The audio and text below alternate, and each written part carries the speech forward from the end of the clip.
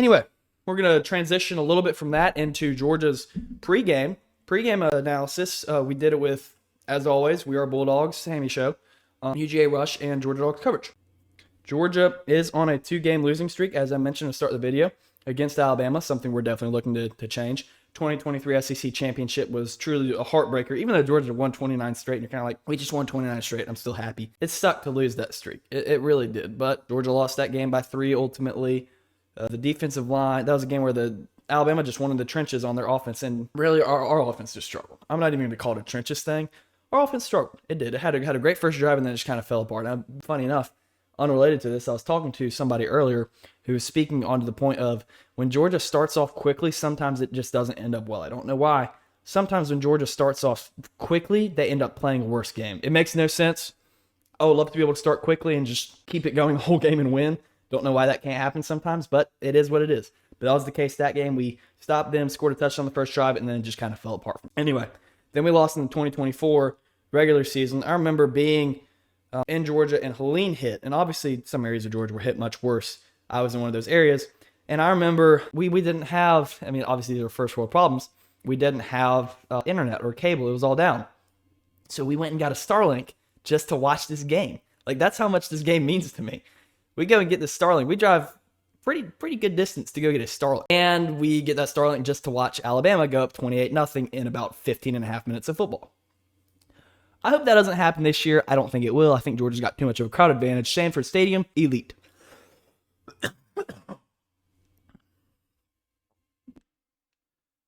As my guy Hammy said, let's be hell. Let's be hell in Sanford Stadium. Let's make this place the toughest place to play in college football, as we already know it is.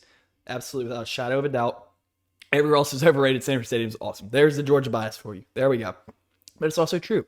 Georgia's won 33 straight games in Sanford Stadium. It has not been an easy place to play. It will not be this weekend. It will be a very tough place for Alabama to come out of with a win, for sure. Rowdy crowd, rocking environment.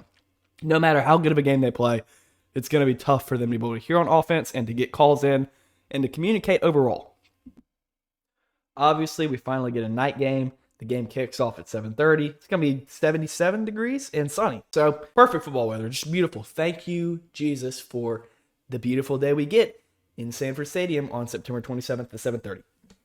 It's going to be awesome. I'm very excited. I'm very much looking forward to it. Back to Alabama, though, I think their one loss comes down to they played a really good team and lost, and Alabama's still a really good team. I again, hate Alabama so much, but I give them a lot of respect for the talent they have and some of the things they've still shown this year through what some people would call a down season so far. Even though, again, a good loss, I don't want to call it a good loss. It was a loss to a good team is what it was, even though they've had some poor moments. Georgia's favored in the ESPN FPI Football Power Index, which is just the percent thing you see on their matchups. Georgia's favored by 54.8%. Alabama has 45.2%. Georgia's favored by 2.5. It opened at 3.5 a while ago, I believe. But what the three of us did, or the four of us did, we took these positions as we always do, and we kind of evaluated who has the edge between Georgia and Alabama in these positions.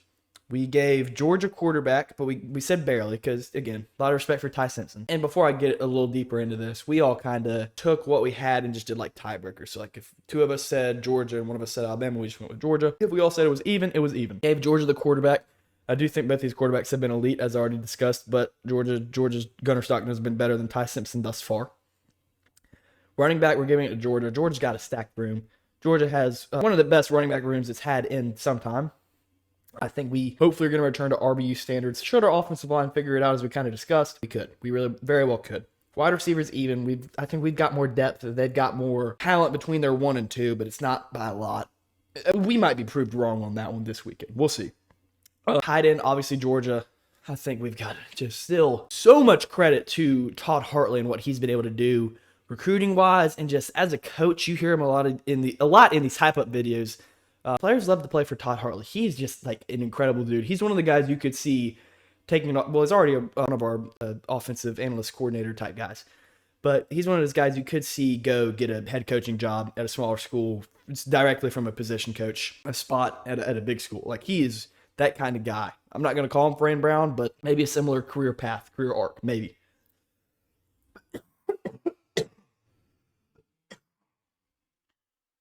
Offensive line, we're giving that one to Alabama.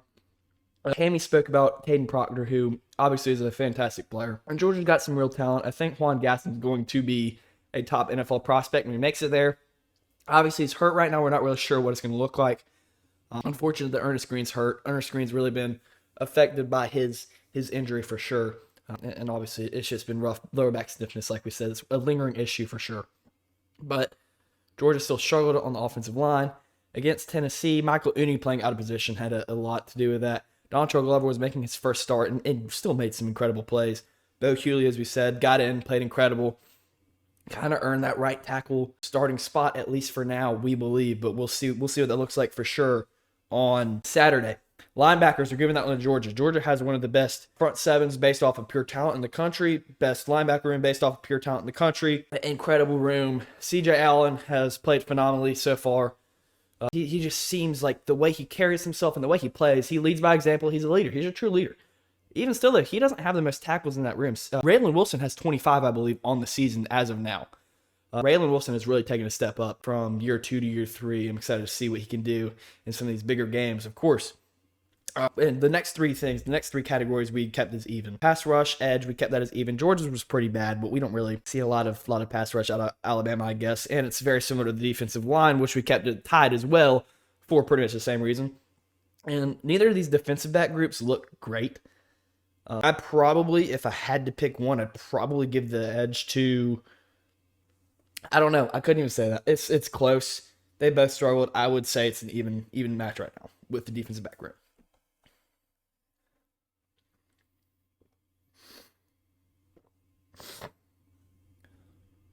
Came up with some keys to winning. We've just got to limit explosive plays. Alabama's got two dudes, quite simply, who can go get the football on offense and a guy who can get it to him in Ty Simpson. Talking about Jeremy Bernard and Ryan Williams, obviously. Georgia just got to find a way to shut them down.